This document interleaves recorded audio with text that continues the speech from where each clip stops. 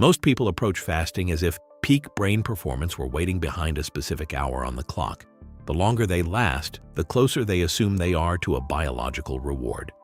16 hours means focus. 18 means ketones. 24 means mental clarity. Just survive long enough and supposedly the fog lifts. The brain doesn't work on that schedule.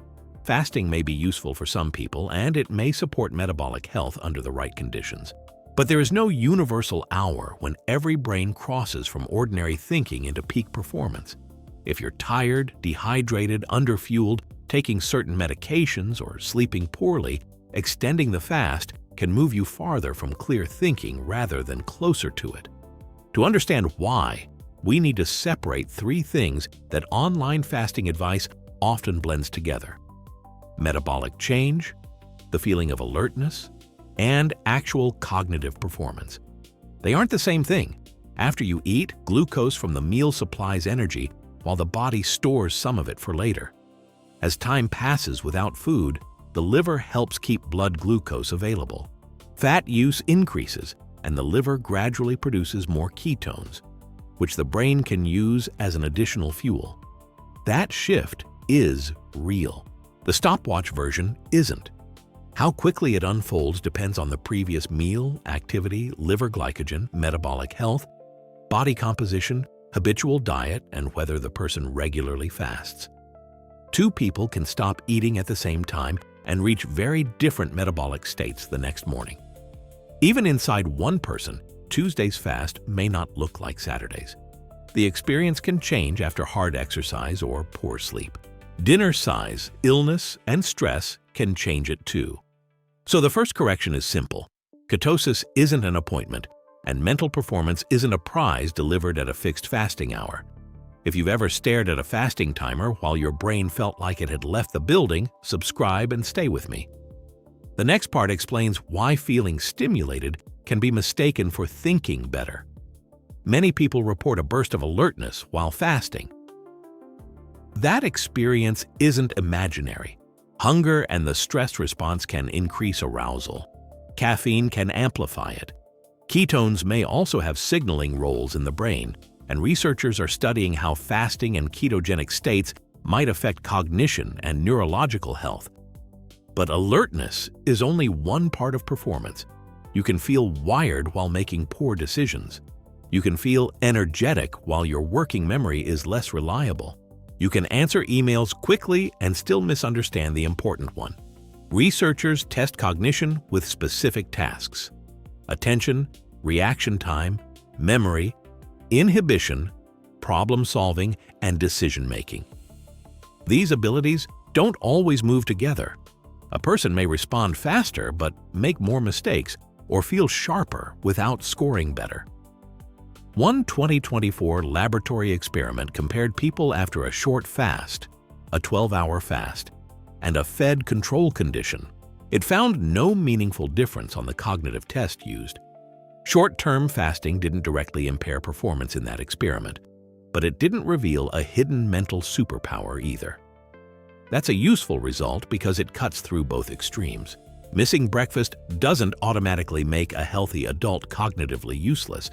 It also doesn't guarantee superior focus. Longer-term intermittent fasting research is more complicated. Some studies report improvements in cognitive measures, especially in people whose weight, insulin sensitivity, or metabolic health also improves. Recent reviews have questioned whether the benefit comes from the fasting pattern itself or from energy restriction, fat loss, and improved metabolic function. In other words, a healthier system over several months isn't the same claim as your brain peaks at hour 18 today. The clock-chasing mistake becomes obvious when someone feels foggy at hour 14 and assumes the answer must be hour 16. The fast gets longer, coffee gets stronger, water gets forgotten, sleep gets shorter because the eating window now ends late. The person is adding strain while waiting for clarity to arrive. Then a headache appears, concentration drops, and irritability rises.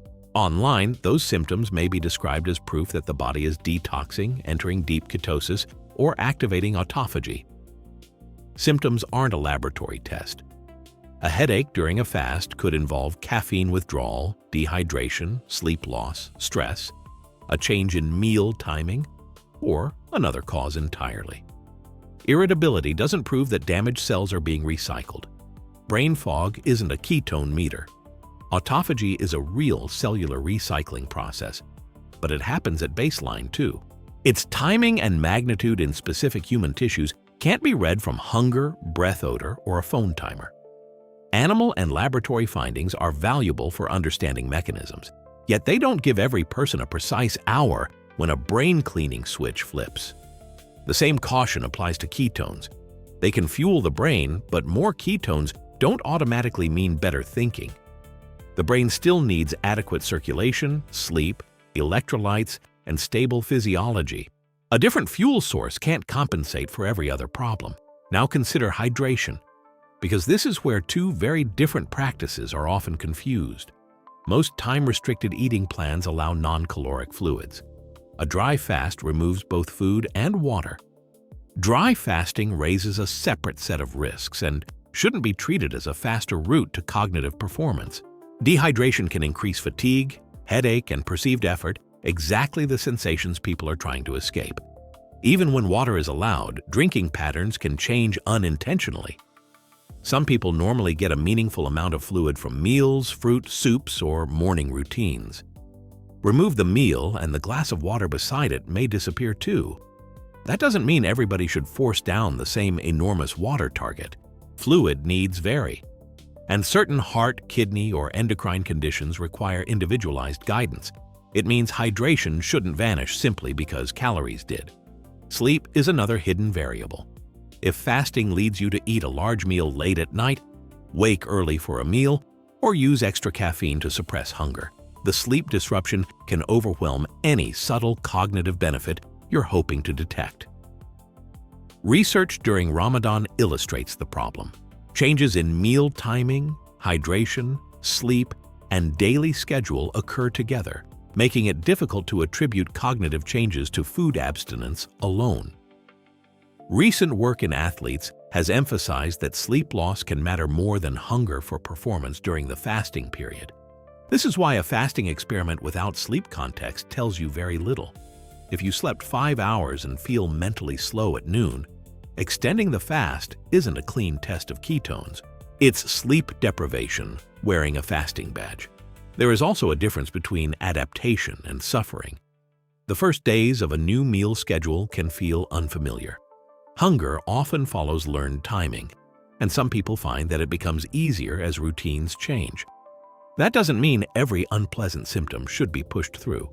Mild hunger is information. Persistent dizziness, confusion, fainting, weakness, heart palpitations, or an inability to function normally is a different category. Those symptoms aren't evidence of superior discipline. This distinction matters even more for adults taking medication. Insulin and some glucose-lowering drugs can make fasting dangerous without clinical planning. Blood pressure medications, diuretics, and other treatments may also change how a person responds to altered food and fluid timing. Pregnancy, breastfeeding, a history of eating disorders, frailty, certain chronic diseases, and recovery from illness are also reasons not to copy a fasting schedule from a stranger online. A protocol can be reasonable for one person and unsafe for another without either person lacking willpower. For older adults, the question isn't only whether fasting reduces calories. Preserving muscle, meeting protein and nutrient needs, managing medications, and avoiding falls or low blood pressure may be more important than achieving a longer empty window. So how do you test fasting for mental performance without worshiping the clock? Start by defining the outcome. I want peak performance is too vague. Do you want steadier attention during morning work, less sleepiness after lunch, better recall, or fewer cravings that interrupt concentration? Then compare like with like. Use the same type of mental task at roughly the same time after similar sleep. Keep caffeine and hydration reasonably consistent. Notice errors, recall, patience, and decision quality. Not only whether you feel energized. A simple record is more useful than a dramatic feeling. Note how long the task took, where mistakes appeared, and whether you remembered the important details later. This won't turn a home experiment into a clinical trial, but it can stop one unusually good or bad morning from becoming a universal rule. If a clinically appropriate fasting schedule helps and remains sustainable, that's useful personal data. If performance repeatedly worsens, the answer isn't automatically to extend the fast until the brain surrenders and calls it clarity. The meal outside the fasting window matters too. Compressing the day into a shorter eating period doesn't make nutrition irrelevant. If the available meals don't provide enough energy, protein, fiber, and micronutrients for your needs, the fast may be functioning mainly as a more organized form of undereating. And breaking a fast isn't failure. It is simply eating. The quality, amount, and timing of that meal may affect how you feel afterward. But no moral law was violated because breakfast occurred before an app produced confetti. If this helped you separate metabolic science from fasting mythology, like the video and subscribe. We look at what the body is actually doing, especially when a confident internet rule is much cleaner than the evidence. Fasting can be a tool. It may simplify eating, support calorie control, and improve metabolic markers for some people. Ketones are real, metabolic adaptation is real, and researchers have good reasons to study their effects on the brain. But peak performance doesn't belong to a specific hour. The biggest fasting mistake is using time as the only measure while ignoring the person attached to the timer. Sleep, hydration, medication, health, nutrition, stress, and the cognitive task itself all influence the result. Don't ask, how long can I force this fast to continue? Ask, is this pattern helping my brain perform the work I actually needed to do? That answer is more useful than any number glowing on a fasting app.